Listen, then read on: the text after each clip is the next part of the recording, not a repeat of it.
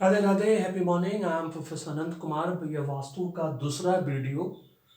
आप लोगों को पहला वीडियो में दे चुका हूँ कि लॉर्ड गणेशा को एंट्रेंस पे लगाना चाहिए या नहीं लगाना चाहिए। जब तक वास्तु का ज्ञान मुझे भी नहीं था, मेरे गांव में, मेरे घर में, उतने बड़े घर में सबसे पहला काम वही है, वहाँ पे किया हुआ है। जाके सबसे पहले उसको हटाना है।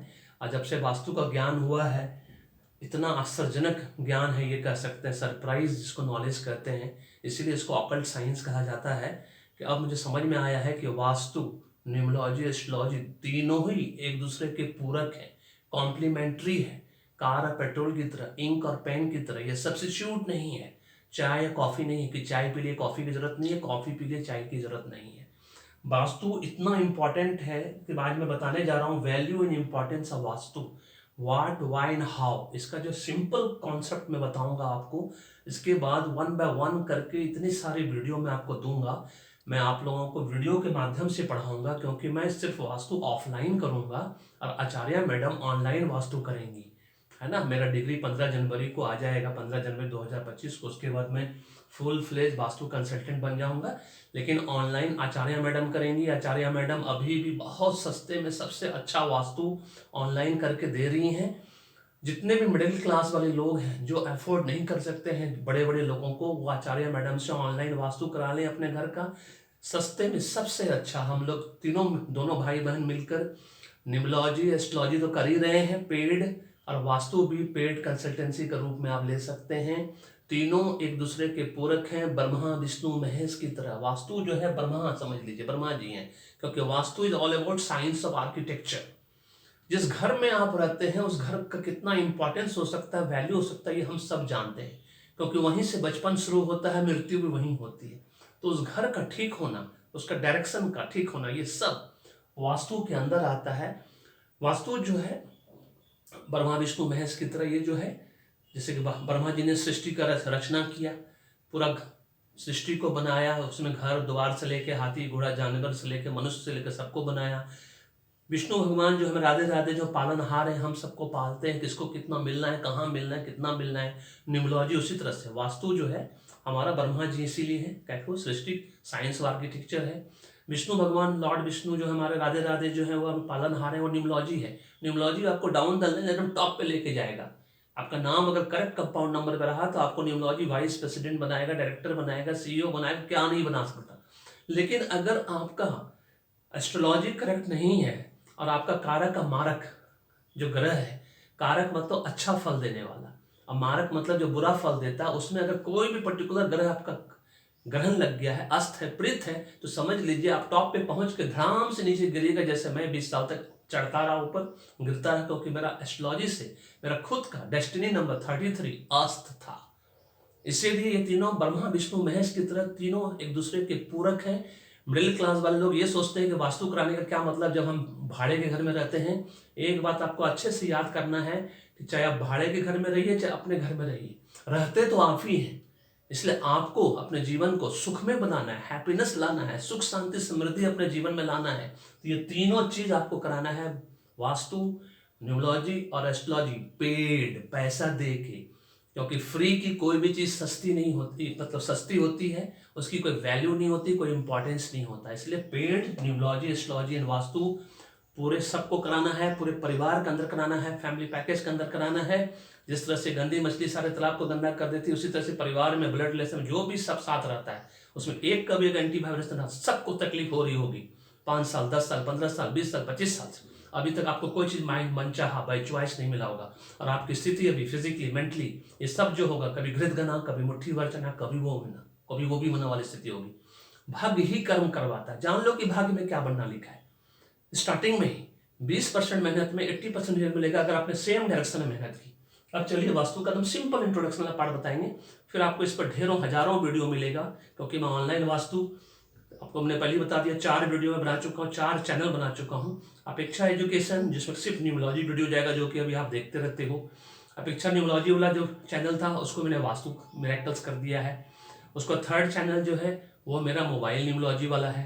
4th चैनल प्रोनोलॉजी वाला, जिसको मोबाइल न्यूमरोलॉजी, प्रोनोलॉजी, वास्तु एंड न्यूमरोलॉजी, ये चारों चीज़ सीखना है, उससे मास्टरी हासिल करनी है धैर्य के साथ, पेशेंस के साथ चारों चैनल को सब्सक्राइब करो, बेल आइकन का दबा कर रखो और फीडबैक देना हमेशा देना सीखिए, कमेंट एंड कॉम्प्लीमेंट के रूप में।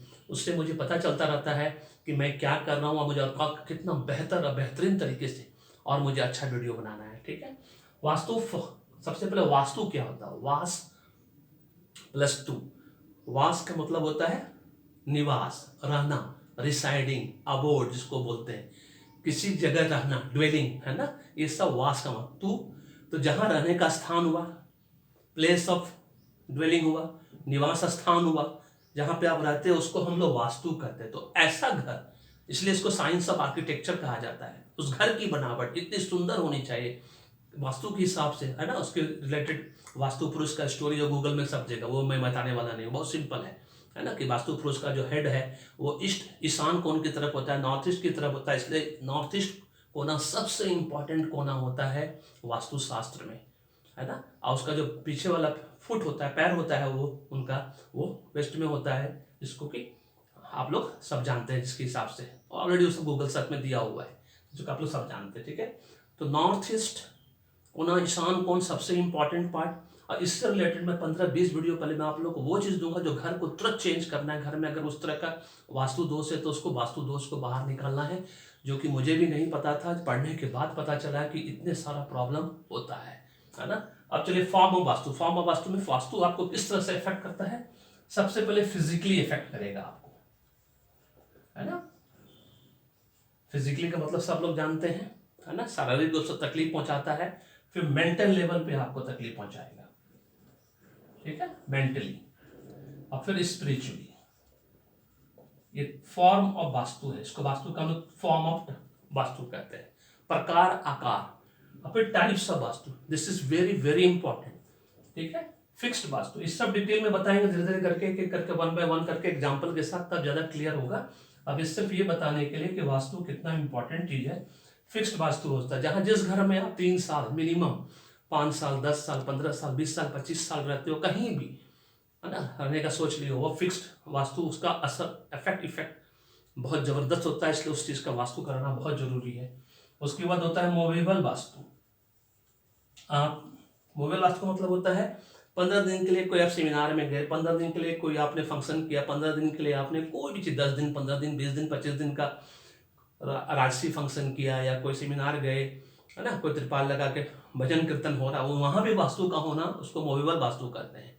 भले वो 10-15 दिन के लिए होता है, 20 दिन के लिए भी होता है, 1 महीने के लिए होता है ना। जिस घर में आप रहने वाले हो 1 महीने के लिए, 2 महीने के लिए भी, उसको मूवेबल वास्तु कहा जाता है। घर में, होम, ऑफिस, कहीं भी शिफ्ट किए, 1 महीना, 2 महीना, सब चीज वास्तु है। ठीक है, उसके बाद होता है डेली वास्तु।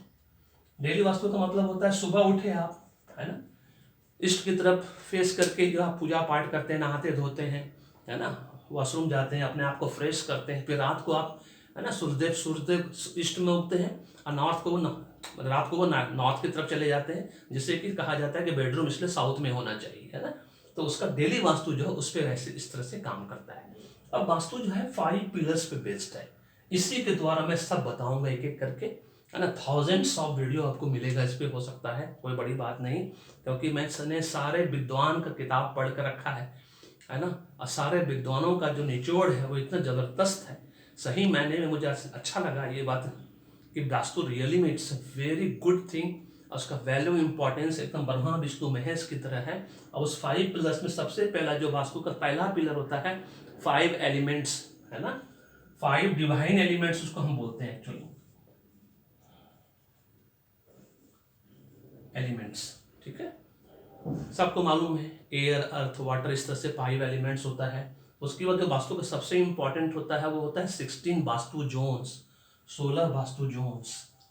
ठीक है, ये सब गूगल में है, उससे मिल जाएगा, ये सब क्या होता है उसको एक्सप्लेन करूंगा धीरे धीरे। उसके बाद 32 एंट्रेंसेस, जब कोई घर, बिल्डिंग, कुछ भी ऑफिस, होम, शॉप कुछ भी बनाते हो, उसका एंट्रेंस बहुत इंपॉर्टेंस होता है, 32 एंट्रेंसेस होता है। ठीक है, उसके बाद 45 देवता पोटेंशियल, है ना, देवताओं का पोटेंशियल 45 किस तरह से काम करता है उन सब जगहों पे वो। और उसके बाद लास्ट पिलर जो है वह जियोपैथिक स्ट्रेस होता है, जिसको अर्थ एनर्जी भी कहते हैं। जियोपैथिक स्ट्रेस होता है कोई भी चीज, हाईली नेगेटिव फोर्स जो अंडरग्राउंड जो आप क्रिएशन करते हो, अंडरग्राउंड टनल बनाते हो, अंडरग्राउंड पाइप बिछा देते हो, है ना, ड्रेन बनाते हो अंडरग्राउंड, ये सब का इफेक्ट आपके जीवन में, आपके घर में, आपके बिल्डिंग में, होम, शॉप, ऑफिस अगर गुजर रहा है तो समझ लो उसका असर हाईली नेगेटिव होता है। उसको सही ढंग से बनाना होता है, डायरेक्शन के हिसाब से बनाना होता है। इस बात को ध्यान रखना है कि वास्तु इस तरह से काम करता है। Form of vastu, types of vastu and 5 pillars of vastu में, ये पांचों पिलर वास्तु का, इसी के ऊपर बेस्ड है सारा वास्तु, जिसको कि ये इसी पांचों की वजह से ये सारा चीज इफेक्ट होता है आपका फिजिकल, मेंटल, स्पिरिचुअल। ये फिक्स्ड मूवेबल डेली कैसे काम करता है ये डिसाइड करता है, ये 5 पिलर ऑफ वास्तु डिसाइड करता है। This is all about this video पसंद आए तो लाइक करिए, शेयर करिए, चैनल को सब्सक्राइब करके रखिए, बेल आइकन को दबाना नहीं भूलिएगा, फीडबैक देना नहीं भूलिएगा, कमेंट कॉम्प्लीमेंट फीडबैक देना सीखिए। अच्छा लगा बुरा कम से कम ये भी तो लिख सकते हैं एटलीस्ट डिस्क्रिप्शन बॉक्स में जाके। मुझे बेहद खुशी होगी अगर आप लोग ऐसा कर पाइएगा। फोन पे आप लोग मुझे कॉम्प्लीमेंट देते हैं, बहुत अच्छा लगता है, लेकिन उसके साथ साथ डिस्क्रिप्शन बॉक्स में भी आप कॉम्प्लीमेंट देंगे, मुझे और भी अच्छा लगेगा। Thank you so much, may God bless you, the happy beginning.